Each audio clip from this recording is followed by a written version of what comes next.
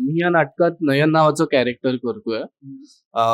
नयन हा रातअंधळ आहे. म्हणजे त्याला संध्याकाळी 7 नंतर काहीच दिसत नाही. नयनच्या अगदी अपोजिट आहे सुनयना. कारण नयनला फक्त दिवसाच दिवसात दिसतं, रात्री दिसत नाही. तर सुनयनाला फक्त रात्री दिसतं, दिवसा ठार अंधळी असते. सागर दादा कधी-कधी हसवायचा प्रयत्न करतो मला आणि तर तिथे म्हणजे जेव्हा दिसत नाही तेव्हा जर हसलो तर मग ते आय गेस लोकांना कळून येणार की ह्याला दिसतंय म्हणून.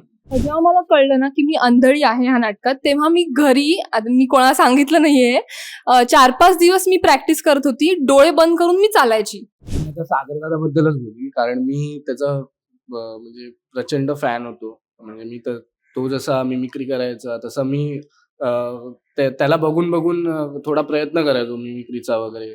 सो आणि आता त्याच्यासोबतच मी नाटक करतोय. संतोष सरांसाठी मी खरंच खूप ग्रेटफुल कायम असेन. कारण कधीच मी नाटक केलं नाहीये आणि त्यांनी माझ्यासाठी, माझ्यावरती एवढा मोठा पात्र साकारण्याचा विश्वास ठेवला.